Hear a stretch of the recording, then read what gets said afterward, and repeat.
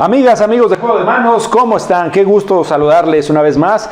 Aquí andamos en los medios digitales, presentándoles temas, presentándoles personajes que siguen aportando a lo que es digno de comentarse en la actualidad política y social del Estado de México. Yo soy Oscar Glenn, gracias por vernos, gracias por compartir nuestras transmisiones y comentar. Estamos en un Juego de Manos más y tendremos otro tiro al blanco. Estoy, como siempre, con el gusto de acompañar a Javier Martínez y toda la mayoría silenciosa. Pues, Javier, ¿cómo estás?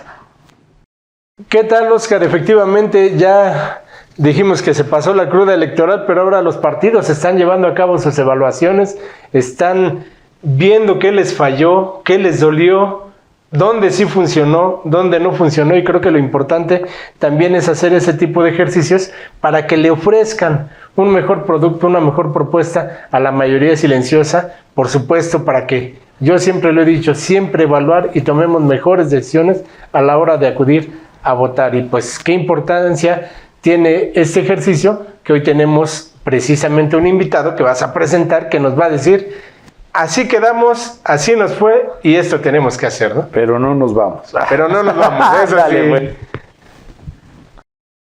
Como dice Javier, pues hay mucho de qué platicar, hay personajes con quien charlar, intercambiar puntos de vista y conocer las evaluaciones. Seguramente hay partes que no se revelarán, se quedan muy en lo interno, en lo profundo para hacer los ajustes y se dirá lo que se pueda.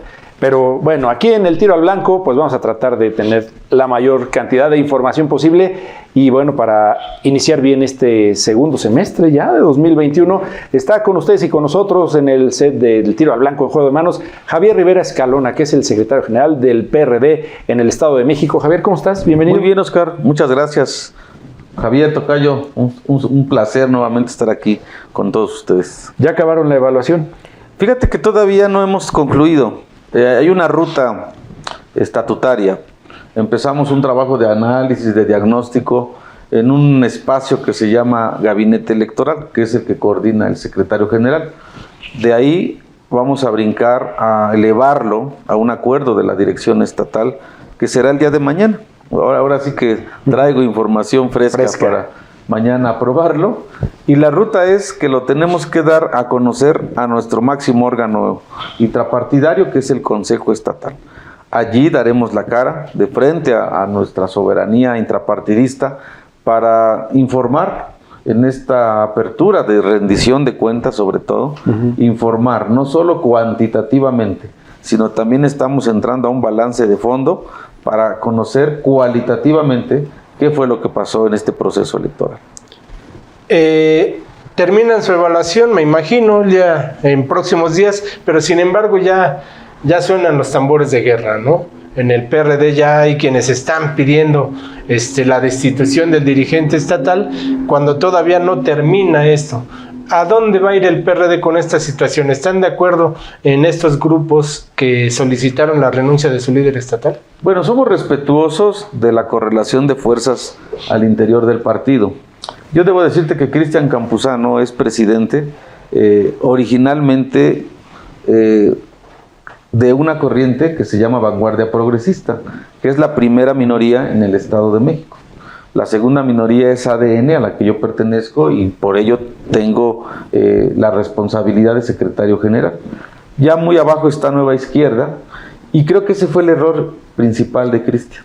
A 6 meses de haber sido electo, de manera unánime, porque fue un acuerdo de estabilidad en el partido, a 6 meses, no quiero usar la palabra traición, pero sí salta de una expresión política a otra, y en esa expresión pretende mantenerse en el cargo. Aquí es un asunto de legitimidades y de lealtades también.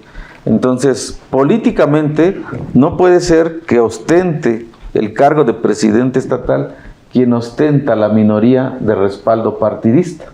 Las 2/3 partes de los integrantes del Consejo están proponiendo una sustitución, pero no solo de Cristian Campuzano. Es decir, no es cambiar personas, sino es cambiar la reestructuración y la reorganización del partido. Y esto es resultado de ese balance. O sea, esto no se ha concretado en una semana a partir del desplegado. Esto viene ya trabajándose a la semana inmediata de que concluyó el cómputo estatal, porque todos veníamos haciendo una evaluación sistemática del proceso electoral, de determinaciones de la dirección estatal, pero sobre todo lo que hemos dicho, y de frente lo digo yo también como secretario general, es una responsabilidad de toda la dirección. Solo que hay responsabilidades con mayor responsabilidad, perdónenme la utilización así de la palabra, porque estatutariamente el presidente tiene a su disposición un ejercicio autocrático, autoritario y discrecional, o lo pudiera haber hecho compartido con el secretario general, como lo establece el estatuto, cosa que no sucedió. Entonces, por eso, él tiene mayor responsabilidad de los resultados que obtuvimos en este pasado proceso electoral. Y a eso obedece, entre otras cosas, que la mayoría, no tan silenciosa, como ya lo vieron, es la que esté pidiendo ahora no solo la sustitución de Cristian, sino una reestructuración del partido, de la burocracia del partido, pero más allá de eso, de planes y proyectos para que de aquí al 2023 podamos tener un reposicionamiento como partido político de manera individual. Hay muchas coincidencias, al menos de los resultados de este balance, de manera inicial, porque además estamos muy distantes del 2023, de que el PRD se debe reposicionar de manera individual. ¿Esto qué quiere decir? Que posiblemente estaríamos participando con candidato propio en la elección de gobernador. O sea, romper la alianza. Es que la alianza ya concluyó. La alianza estaba diseñada para el proceso electoral de presidentes municipales y de diputados locales. Lo que intentamos es ampliar la alianza en el proceso legislativo que viene de la integración de la nueva legislatura. ¿Temen la desaparición si no van solos? No, por supuesto que no. Porque derivado de ese análisis y de ese balance, lo que podemos identificar es que muchos de nuestros militantes se fueron a otras fuerzas políticas derivado de un rechazo a este mecanismo de participar por la vía de la coalición. O sea, entonces el análisis no va solo por la responsabilidad del presidente, sino la evaluación de lo que realmente reditó la coalición con PRI y con PAN. Es correcto, o sea, vuelvo a lo mismo, ni es un tema personal con Cristian Campuzano, yo lo considero mi amigo, mi correligionario, ojalá y no lo tome personal, pero no se trata de su persona. Se trata de un concepto de dirigir al partido político. Y ese concepto, pues ya vimos que no funcionó. Hubo voces que lo señalábamos antes de que se concretara la alianza, que no era factible, que ya habíamos padecido la coalición con Acción Nacional y habíamos tenido muchas fugas hacia Morena. Ahí sí era evidente que se fueron hacia Morena. Y entonces el riesgo que corrimos ahora fue el dilema. Si ganamos 2 distritos de diputados locales por la vía de la coalición, pero ni uno de manera individual. Sí ganamos 10 municipios en la vía de la coalición y solo uno de manera individual. De esos 10, o sea, estoy dando así cifras muy generales, de esos 10, 5 son de reelección. Esos 5 los pudimos haber ganado de manera individual. Villa de Allende, San Simón de Guerrero, Santo Tomás de los Plátanos, Texcaltitlán y obviamente Tlatlaya. De tal forma, no Tlatlaya no, porque es otro candidato, no es reelección, sería Ayapango, allá en el oriente del estado. Entonces, la coalición lo que vino fue a concretar esos triunfos, pero de manera responsable yo lo digo. O sea, hubiéramos ido solos y hubiéramos ganado los mismos municipios. Entonces, entre otros factores, una dispersión de la votación se originó por el rechazo que se tiene al PRI. ¿Hubieran ganado más distritos? Yo creo que probablemente no hubiéramos ganado ni un distrito, pero hubiéramos tenido un porcentaje más alto al 3.7% que tenemos ahorita.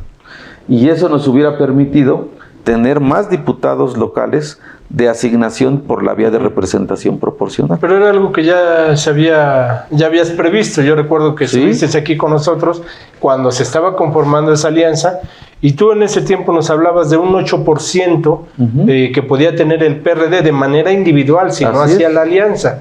Y al hacer la alianza quedaron en 3.7. 3.7, lo cual obviamente pues dista mucho de la votación y además de que pierden bases de los militantes. ¿Tienes una bolita de cristal o cómo se hizo esto?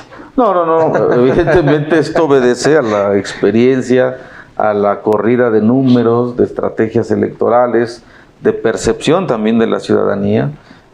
Cuando se decidió en la mesa política participar en la vía de la coalición, se presentó una encuesta en donde teníamos 10 puntos porcentuales y aún así la mayoría determinó ir en la coalición. ¿Qué esperaban? Un efecto distinto, por supuesto, ¿no? También tú vas a una expectativa ganadora, triunfadora, pero lo que vimos es que solamente se reposicionó el PRI, el PAN se mantiene, y este es un efecto que no solo es en el Estado de México, ustedes pueden ver, y a nivel nacional pasó lo mismo. Entonces no podemos volver a cometer el mismo error. Te doy un dato muy, muy lamentable para nosotros, o para mí en lo personal. No obtuvimos ni la votación de nuestros militantes que registramos ante el INE. ¿Qué te da ese dato? ¿O fue una afiliación ficticia solo para generar mayorías y minorías? ¿O nuestros militantes se dispersaron en este proceso electoral a otras fuerzas porque no creyeron que con el PRI se podía tener mejores resultados? Javier Rivera, a ver, tenían un 10%. ¿Qué porcentaje tuvieron de candidaturas que al final no reditúa tampoco? No, es que si tú te das cuenta, solo ganamos 2 distritos por la coalición, pero en general en el Estado de México sacamos 3.7%. Eso te hubiera dado solamente la asignación al menos de 2 diputados, o de 1. De hecho, por cierto, todavía está en veremos, porque hay una sub- y sobre-representación de algunos partidos políticos. No de nosotros, ¿eh? Pero, o sea, en la coalición no les dieron el porcentaje de candidaturas que correspondía a la votación que representaban. No, eso sí fue así. Sí, eso sí fue de acuerdo a la expectativa que se tenía. De entrada, ustedes recordarán que lo primero fue garantizar que en donde el PRD tenía mayoría, allí se iba a respetar que ese partido encabezara. Igual los demás, ¿eh? Pero tuvimos otros municipios que donde no fueron mayoría, pero quienes estuvieron sentados a la mesa obtuvieron esas candidaturas. El caso Sultepec, que nunca ahí nosotros estábamos en tercer lugar, y pues como muy... No había por qué. No había por qué, y el resultado lo vimos. Gana el verde. O sea, qué sorpresa que el PRI no va en esa coalición, al menos no van sus votos, pero sí gana de manera indirecta el Partido Verde Ecologista, como en el caso de Malinalco también, donde gana el verde, pierde nuestro candidato, y hay otros municipios en donde sucedió lo mismo, ¿eh? Ahorita que comentas acerca de los porcentajes, una de las impugnaciones electorales viene del verde y va en ese sentido, ¿no? Ellos tienen el 5 y cacho, casi 6%, partidos con el 3 punto y cachito, tienen más diputados. ¿Es probable que el PRD pierda un diputado, el PT pierda otro diputado por ese tipo de cuestiones? No, fíjate que no. Le llamamos nosotros en lo electoral la sub- y sobre-representación. Pero hay un tope. La sobre-representación no tiene que pasar del 8%. Y la sub, que es el caso de ellos, también no debe de pasar del menos 8%. Entonces, en esa franja, quienes, desde mi opinión jurídica, tienen o están en riesgo de perder diputados es Morena nuevamente por esa sobrerepresentación y probablemente el PRI, pero el PRD no, porque tiene 2 distritos de mayoría que eso no se los puedes retirar, y con el porcentaje que obtuvimos nos alcanza para 2 de representación proporcional. Es decir, nosotros estamos tablas, estamos cumpliendo en el margen de la sub- y sobrerepresentación, pero además hay otro factor, que es el factor de la paridad de género. La legislatura ahorita está integrada con más hombres que mujeres. Entonces, ustedes recordarán hace 3 años, que es un tema difícil para mí, pero hace 3 años la sala superior tuvo que adecuar no solo la representación proporcional, sino también la paridad de género, que fue el tema del verde. El verde llevaba 2 hombres y entonces tuvo que quitar al de primera minoría y poner a una mujer, que de hecho es una de las que se va a reelegir hoy. Entonces, creo que el riesgo no es para nosotros, es el riesgo para los que estén más sobre representados, y desde mi punto de vista es Morena y el PRI. Pero hay futuro con este resultado para el partido, hay base para trabajar, hay tema, hay agenda para pelear. Duda. Sin lugar a dudas, nuevamente insisto, a eso obedece la reestructuración como resultado de un balance objetivo, racional, sustentado en documentos, sustentado en cifras, y que nos tiene que obligar no solo a esos tambores de guerra, sino a tambores de reconstrucción del partido. Ese 3% que la militancia nos otorgó como voto es un llamado a una responsabilidad, a que la izquierda responsable que somos nosotros pueda nuevamente enarbolar las causas sociales, que nos volvamos a convertir en un vínculo entre la sociedad y los partidos políticos, y que nosotros en la agenda legislativa y en el estilo perredista de gobernar desde los municipios y con nuestros regidores de representación proporcional, impulsemos causas sociales, banderas sociales, que la ciudadanía nos vuelva a dar la oportunidad para participar en el 2023 y en el 2024. Muy bien. Javier Rivera Escalona, vamos a hacer un corte, si claro. te parece. Amigas, amigos de Juego de Manos, estamos en el Tiro al Blanco platicando con Javier Rivera, que es el secretario general del Partido de la Revolución Democrática. Sostiene que hay un resultado que defender, que hay una agenda que abanderar y desde luego hay ciudadanos que convencer. Ustedes deciden, quédense porque todavía viene lo mejor en esta charla en Juego de Manos. Regresamos.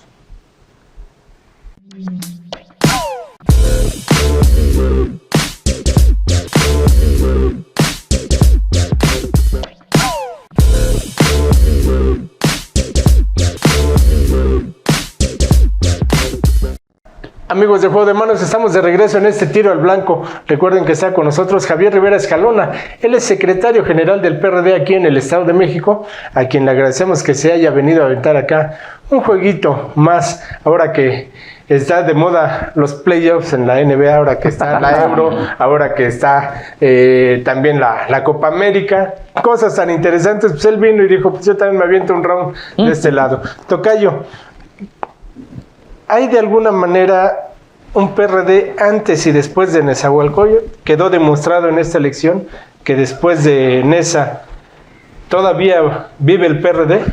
Sí, fíjate que lamentablemente fue un momento el más coyuntural que hemos vivido en Nezahualcóyotl.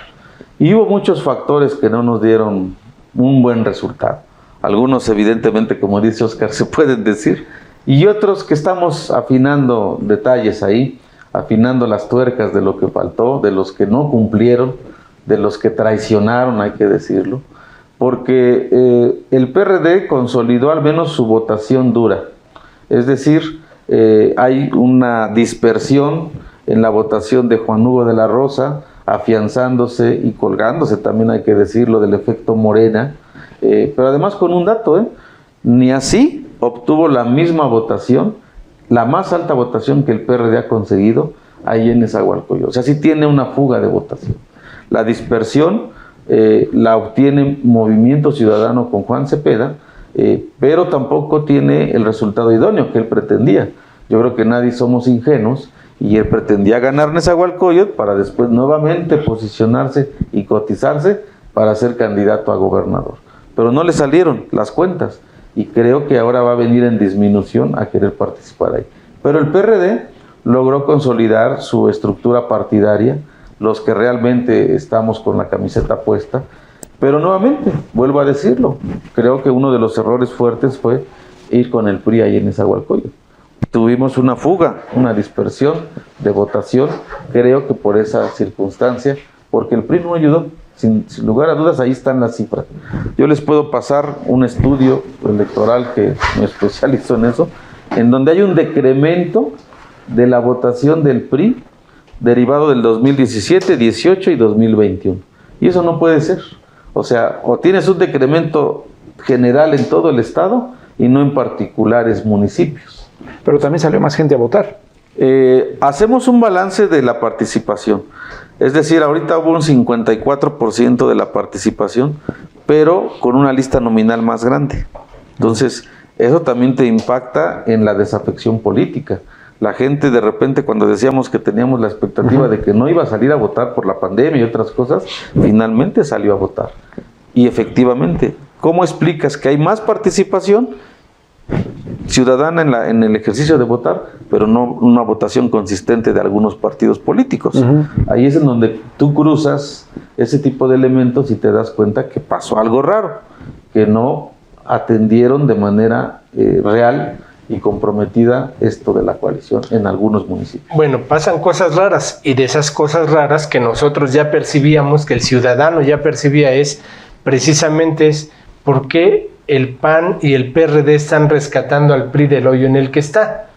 Entonces, a todo lo pasado, pues pueden pasar muchas cosas, pero ¿cuál es la excusa que nos das? ¿Por qué deciden salvarlo y no se salvan ustedes? Bueno, es que el objetivo principal de la coalición, una vez que ya aprobamos ir en la coalición, pues el objetivo no era como únicamente el beneficio del PRI. En esta designación de candidaturas, de acuerdo a la expectativa que cada partido político teníamos, pues era un ganar-ganar, ¿no?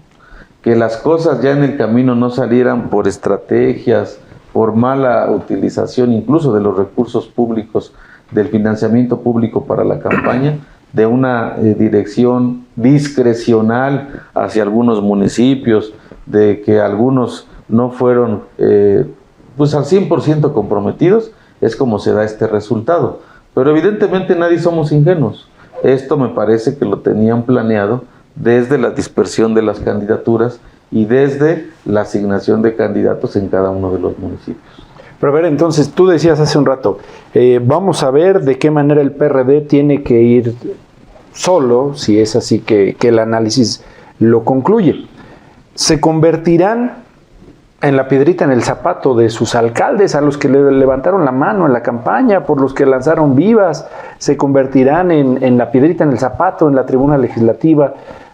Con dos, así sea, pero a como están las fuerzas... De su aliado. Ajá, de su aliado, ¿no? Se van a cotizar y no se acabarán por ver incongruentes o por ver que en la decisión que tomen con esa postura, pues será como de un mercenario que se vendió al que más le pudo ofrecer en una disyuntiva. No, lo que tenemos que hacer es diseñar una estrategia muy objetiva de reposicionamiento del partido. Y lo vuelvo a señalar. Tiene que ser a través de nuestros diputados en la legislatura, que por cierto, aunque son 4, son determinantes, ¿eh? Ahora son más determinantes ¿Qué? para, yo lo decía, no en una ironía, pero sí decía, hemos tenido grupos parlamentarios más fuertes, pero no habíamos sido tan determinantes. Sí, y ahora somos el grupo, ya no el más chico, porque el más chico fue el de la legislatura actual, pero vamos a ser más determinantes, porque la correlación de fuerzas se dispersó entre el PRI, entre Morena, entre el PAN y entre nosotros. Y entonces, obviamente los aliados de Morena. Pero esos 4 votos pueden ser suficientes para inclinar la balanza en uno u otro sentido. ¿A qué nos hemos llamado? A ser responsables con esa correlación de fuerzas. Pero eso tiene que ser vinculado integralmente con nuestros presidentes municipales, efectivamente. O sea, no podríamos dejarlos de lado, no podríamos dejarlos solos, sin una correlación entre los diputados, pero también entre el partido. Es a lo que me refiero, que se requiere una mayor vinculación del partido con la ciudadanía, en este caso a través de los gobiernos periodistas que vamos a tener, pero también donde vamos a tener regidores de representación proporcional. Y una de las primeras medidas que tenemos que aplicar es la reestructuración de las dirigencias, no solo de la estatal, sino de las municipales, porque hay muchos que se fueron de candidatos ya a regidores y están acéfalas las direcciones. Entonces, un partido que no tiene una estructura territorial y orgánica, pues no podrá concluir objetivos como los que yo te estoy trazando. Por eso, lo primero es reestructuración total del partido para empezar a diseñar mecanismos de gestión, de autogestión, de vinculación con la sociedad para tener una relación más estrecha. ¿Por qué creen, que todavía la gente quiere partidos? Se habló mucho en este proceso electoral que iban por las personas, ¿no? Y bueno, que los partidos eran el vehículo, los que daban el pasaporte. ¿Por qué pensar en eso? Fíjate que el resultado al final, es de esto que tú señalas, hay una combinación.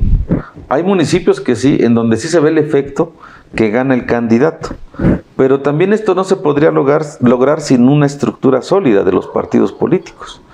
Hay efectos muy evidentes en donde si no hubiera sido por la cobertura de las casillas, si no hubiera sido por una estrategia de campaña, por mejor que sea el candidato, no puedes tener un resultado idóneo. Y al revés, hay municipios en donde el candidato fue determinante para el resultado. Por eso en esta desafección de que la gente ya no cree en los partidos políticos, creo que todavía están dando como una especie de bono de garantía, ¿no? De última llamada. De última llamada. Porque la coyuntura que se vive en el país a nivel nacional, me parece que a eso obliga. Y creo que desde ahora es la preparación de una mayor participación ciudadana en la elección, no solo de gobernador, sino en la presidencial del 2024. Pero estarás de acuerdo en que el juego para la gobernatura 2023 ya inició, ¿no? Por supuesto. Las alianzas legislativas que ustedes puedan llevar a cabo ya van a dar tendencia de hacia dónde ustedes quieren ir. Si ustedes se suman al PRI, estarían ya en una ruta de que ellos, obviamente, pues sean su fuerte o sean candidatos fuertes en el 2023 y retengan la gubernatura. Al igual lo hacen desde su participación. Si el PRD va solo a la gubernatura, obviamente beneficia más al PRI que a Morena, que son los que ahorita digamos que son los que están disputando. Afortunadamente la política es dinámica, no sabemos a dónde nos va a llevar, ¿verdad? Pero esa tendencia, ¿no la ven ustedes ya consolidada de su parte? O sea, ya listos para abonar a que el PRI se vuelva a consolidar en el Estado de México. Mira, si hubiéramos tenido un resultado distinto al de ahora, un resultado del 10% como el que les planteaba al principio, me parece que ya tendrías muy decantado desde ahorita cuál sería tu estrategia del 2023. Pero ante un resultado tan adverso en el Estado para el partido, la política es dinámica y estamos a casi 2 años, pero también se pasa rapidísimo. Así es. Pero independientemente de la estrategia electoral que vayamos a generar como política de alianzas en la elección de gobernador, independientemente de eso, tenemos la obligación inaplazable, improrrogable, de que el PRD se tiene que reposicionar. Si no, también va junto con pegado. Si los supuestos aliados te ven, como ahorita nos están viendo chiquitos, pues evidentemente el trato es distinto. Entonces sí necesitamos reposicionarnos de aquí a principios del 2023 para tomar decisiones ya con más elementos, pero sobre todo que permitan, insisto, reposicionar al partido para la elección del 2024. La del 2023 es un trampolín, pues. ¿Hacia dónde en tu concepto en este momento tiene que enfocar el PRD a contrastarse? ¿Hacia Morena, hacia el PRI o hacia el PAN? Nosotros vamos a estar muy abiertos en la agenda legislativa, primero a que nuestra agenda se consolide. Ustedes han sido testigos cómo incluso en esta legislatura, teniendo las mayorías y minorías, tanto Morena como el PRI, no se ha podido consolidar mucha agenda legislativa nuestra. Bueno, ya no solo nuestra, Morena con la mayoría que tiene, díganme una muestra de una ley que haya garantizado un rompimiento o una reorientación del sistema político en el Estado de México. No hay ni una, ni la promesa incumplida de la reforma a la ley del ICEMIM, que Maurilio prometió hacerla de inmediato y pues seguimos esperando. No hay una iniciativa que le ponga un contrapeso al ejercicio gubernamental, no hay ni una. Teniendo la fiscalización, ¿no? ¿Te parece? El ejercicio bueno, de la fiscalización. Yo creo, con todo respeto, de mi amiga Viros, que se quedó en el limbo, No ha habido una concreción en un análisis exhaustivo de la fiscalización, y no solo de los gobiernos municipales y el gobierno del Estado. Hay otros entes que también se tendrían que estar revisando. Ojalá y en el tiempo que le reste pueda darnos sorpresas en ese tema, pero creo que ha dejado mucho que desear, con todo respeto lo digo. Y es un tema de contrapesos, ¿no? Pues sí, de marcar un hito. Que todo lo que tuvieron que hacer para que ella estuviera ahí en el cargo, y creo que ha quedado mucho a deber. Pero a eso me refiero, que debemos generar un contrapeso, si no de 4 diputados, pero sí ideológico, de agenda legislativa, que, insisto, nos vuelva a reposicionar como el único partido que pudiera garantizar el enarbolar las causas sociales. ¿Cuáles son las causas sociales? Abatimiento de la pobreza, desarrollo social, educación, salud, transporte, movilidad. O sea, hay cosas que están en el tintero y que se pueden llevar a cabo. Hay de alguna manera, hubo un alejamiento del PRD de los medios de comunicación. En esta campaña ustedes no se acercaron, no se vieron cerca de los medios de comunicación. ¿Están en el mismo sentido del presidente? ¿Los periodistas somos los malos del cuento? ¿Somos los que no les estamos dando a ustedes viabilidad para proyectar precisamente sus propuestas, su crecimiento, sus nuevos cuadros? ¿Somos nosotros los No, por supuesto que no. Al menos no por lo que respecta al secretario general y mucho menos a Javier Rivera. Yo creo que son de los errores que efectivamente cometimos en este pasado proceso electoral, el alejarnos de un mecanismo a través de los medios de comunicación, de comunicar, de consolidar nuestras propuestas. No nos avisaron que su comité estaba en Sultepec. También eso cuenta. Eso cuenta, ¿no? Pudiera ser, ¿no? Pero yo asumo toda la responsabilidad, como lo dije desde el principio, y por eso estamos impulsando una reestructuración y una reorganización que por supuesto conlleva una relación mejor, más estrecha con los medios de comunicación, como debe ser. Ustedes son quienes juegan un papel de responsabilidad social en la comunicación, y por supuesto que yo nunca voy a creer en las cosas estas que dice el presidente para no calificarlas, ¿no? Tres cosas que pudieras afirmar como secretario general, 3 ejes en los cuales la mayoría silenciosa debe ver que se están reestructurando, que quieren regresar al ruedo o a las grandes ligas, porque ahorita ya pertenecen otra vez a la chiquillada. 3 ejes en los que se deban de cimentar otra vez. Primero tenemos que concluir nuestro balance con mucha autocrítica.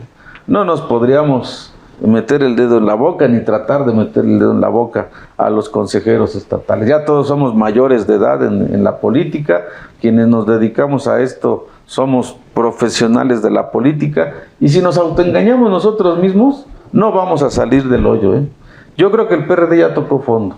Entonces lo primero es, como en las terapias de los que están en esas adicciones, autocriticarnos, encontrar la ruta de salida, y esa creo es la reestructuración. No podemos continuar con las cabezas que han mantenido una serie de políticas que no nos han llevado a un lugar adecuado. Y segundo, la reestructuración pasa, insisto, como ya lo dije, por todo el Estado. Por decirles una cosa, tenemos solamente autorizados 65 municipios de los 125, no es posible. O sea, tenemos que garantizar la presencia en los 125 municipios, 65 como direcciones municipales y 60 y tantas como delegaciones, que es lo que nunca se quiso hacer en este proceso electoral. Y luego viene esta vinculación integral entre la legislatura, los gobiernos municipales, nuestros representantes populares en los municipios de representación proporcional, y en donde no vamos a tenemos que innovar mecanismos de autogestión, y pasa por constituir asociaciones civiles, fundaciones, cooperativas, que nos permitan un vínculo directo y estrecho con la ciudadanía. Así creo que solamente pudiéramos volver a tener esta confianza de la ciudadanía. No son las únicas, pasa por tener mayor difusión y vinculación con los medios de comunicación, pasa por estrechar nuestra relación con los organismos empresariales, con los sectores productivos, con los transportistas, etcétera. Pasa por hacer mucho trabajo, y para eso pues se requiere voluntad, y esperamos que por eso haya una reconstitución de nuestra dirección para tener esa voluntad de cambio. Javier Rivera, ¿cuándo tiene que concretarse esta transformación o el punto y aparte de la historia del PRD? Yo estoy confiado por la ya cantidad consistente de más de 2/3 partes de nuestro Consejo Estatal de poder concretar esto en menos de un mes.